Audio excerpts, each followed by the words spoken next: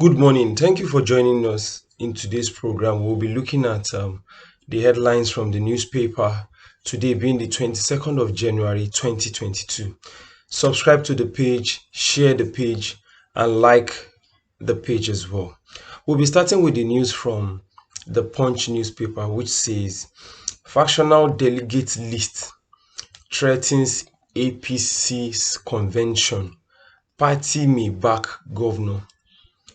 We are in it again. We all know that the PDP was directly or indirectly able to conduct a national convention.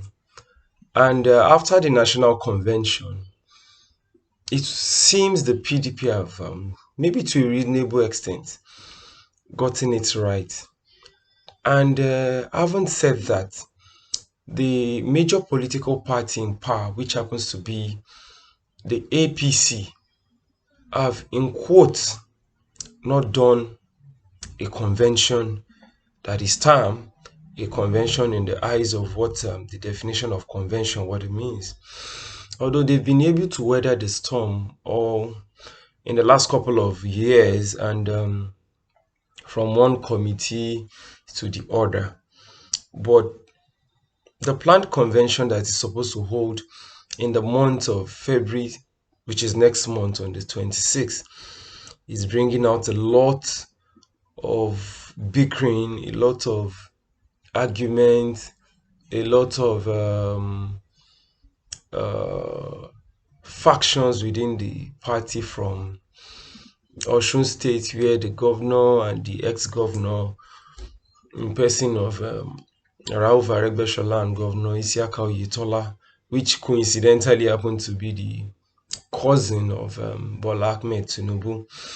So we have to really check our political parties in this part of the world and check what the ideologies of most of these big parties, for example, the PDP. What does the PDP stand for? What is the ideology? Are they socialist? Can we say the PDP is a capitalist party? Or what can we really say is the ideology of this party? The same thing is applicable to the APC. Can we say the APC has ideology XYZ, or is a capitalist or socialist? Or is just the agglomeration of politicians who are hell bent on getting power at all costs? Most times, most of these politicians don't even consider their party. They don't care if they're going to pull down the whole structure.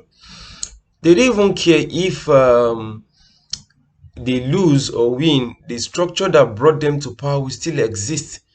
It's just to get from the system, acquire money, pursue other people want to pursue their aspirations or dream in whichever means they have, as long as they have that power, is to misuse it. So if you check Osun State, for example, the APC, you go to Kwara, where the current Minister of Information and the governor, that loggerhead. You go to Delta State. If you even move away from Delta State, you go to Ogun State, you go to Kano State, where the sitting governor and I think a former governor, another factional group, they are slugging it out in court. So it really shows the kind of system we are operating.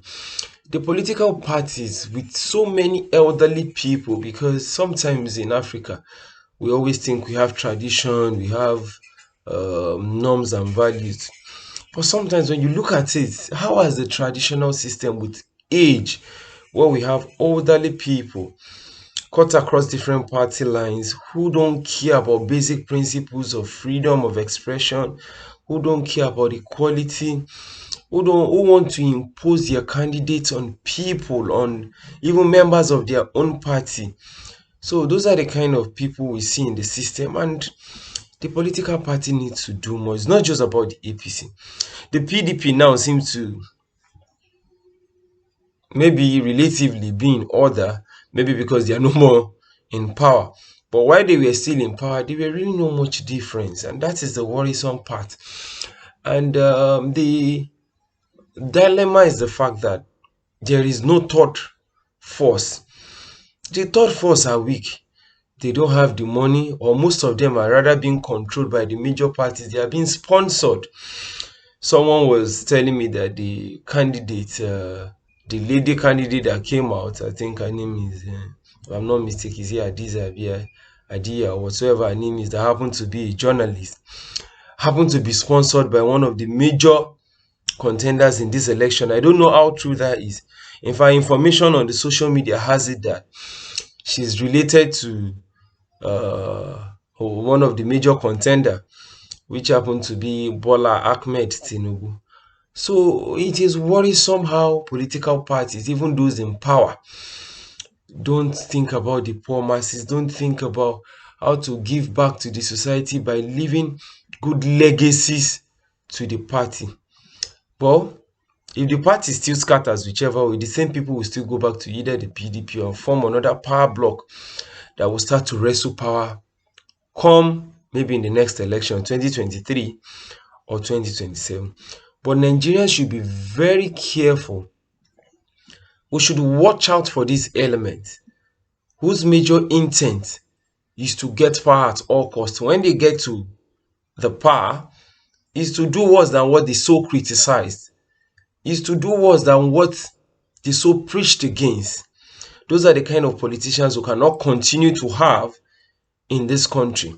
Because if we want to make the country a better place, we need people who are sincere to themselves, who are sincere to the people, who are sincere to their political party, who is not driven by money politics, by sit-tight syndrome. I need to acquire this power or destroy the party. Some of the cases that were lost in court in Bayelsa, Zamfara, both even in the PDP and sometimes even in the APC, is just as a result of greed. So those are the kind of political parties we should do away with moving further as we grow as a nation. As a youth, we need to look more to parties that have the tendencies of democratic principles, parties who respect their own constitution. Those are the kind of parties we should encourage.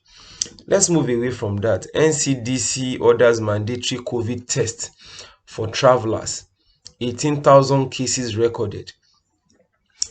After the new wave of COVID-19, there've been an upsurge, and for those who feel they can't take the vaccine, it's 666. I've heard so many theories, some conspiracy theories, some they have a strong cultural belief that, oh, it is the Europe that want to kill Africa. Some, but the most important thing is use your nose mask, wash your hand, and try to be safe. Then for some who still believe that this jab has nothing to do, they should go ahead and take it. We live in a free world whereby everybody should have freedom of expression, freedom to practice what you actually believe in. But I've seen people who have taken the jab and they're still living normal. I will also need to encourage our people not to be too traditional in everything with unnecessary suspicion. Although sometimes I understand the system has made it so difficult to believe in so many things actually. Moving away from that, travelers panic over Lagos Ibadan highway kidnapping. Ogun Oyo to go after gunmen. It is indeed worrisome that the level of kidnapping is no more even in the northwest, north central, or in the northeast. Now we're seeing it right in our face. It's staring before us. I saw a Facebook post by a friend in my school, and he was talking about Lagos Ibadan Expressway, and another person commented, "Oh, I still passed that road 2 days ago. It's safe." And I had to go and correct that person that you passed there 2 days ago meant, and by luck or by chance you were safe, doesn't mean everybody that have been passing there without issues, or some have not been kidnapped.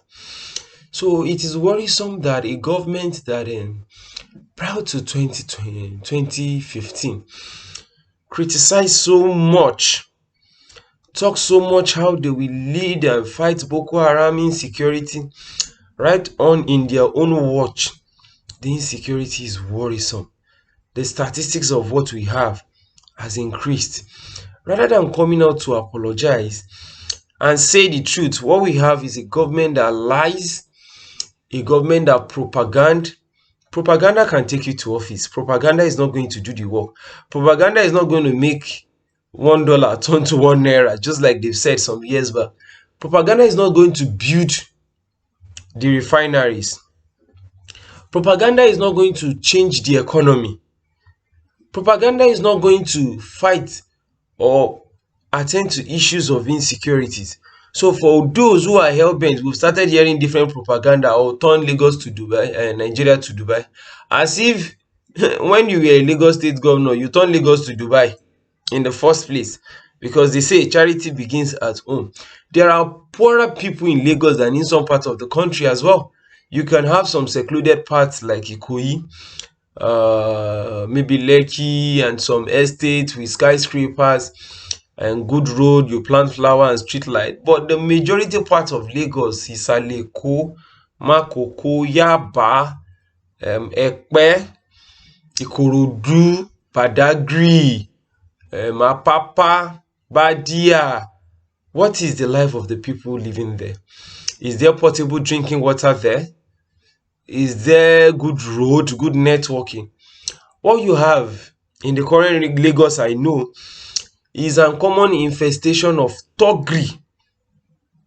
So when you compare Lagos to other states like Zamfara and some others, the difference is just that because it was a former federal capital territory, there seemed to be a surge in terms of development of some key projects, and as a result of chance and luck, because it has water, the British was able to create a seaport and airport, so everything lands here, so it's easy for the businessman to do his business, and directly or indirectly, those businesses will in turn create more revenue for the government. So it's not really as a factor that, oh, the state government is that hardworking, some people are taking glory. And again, Lagos State was a former federal capital territory. There's strong security presence. Most headquarters of course, just like Abuja now, you check the prices of land in Abuja and in some other places in comparison to other north central states, you will discover that Abuja's own seem to be more expensive, and it's just because of one factor. It's not because the land in Abuja is more better than any other place in Kogi, Benue, Nasarawa, or Niger, which coincidentally happen to be in north central states. It's just as a result of default of the federal capital territory, the seat of capital, the ministries, the money, the embassies, the headquarters of different companies want to be there, the military park their headquarters base there. So by nature, commonsensically, because most times some people will tell you common sense is not common, the factors on ground will enable foreign direct investment to be there, embassies to be there, ministries to be there, bureau de change want to be there, foreign companies want to be there to have access to ministries, and diplomatic of so many things will draw close. And that is the reason you see Abuja, land in Abuja is more expensive than anywhere in the whole of North Central. So maybe in the next couple of years now, you now see maybe a governor, let's assume they move the federal capital territory away from Abuja. Somebody will now come and start taking glory when all those infrastructures, the structures there that has been placed will now turn into maybe a mega city or a state that generates a reasonable IGR. So you now see one person, not as a result of his handwork actually, will now want to glorify himself unnecessarily. So, most times history is perfect, history is constant. And that is why some of us encourage people to read and to go far in not just staying within the walls of what you've been taught in school, because most graduates, even in Nigeria, don't even know that from one pole to the other, like Edo is not Igbo. I've seen somebody saying Edo, is Igbo. Edo, Igbo. And I'm like, a graduate for that matter, university graduate. I was shocked, but at the same time, I wasn't really surprised because That is what the system taught him or her. To see Edo as Igbo, to see Benue or somebody from uh, Kogi as Hausa. So, having said that, I want to move to another trendy airline. Ali Modu Sheriff, who happens to be in the PDP at the point, now in the APC, says he's contesting for the post of chairman, not the presidency. I feel most of these people are shameless. They don't have moral standing on any subject of conversation. They are not truthful to themselves, and neither are they truthful to the country. They can either cross carpet the camping or whichever terminology you want to use.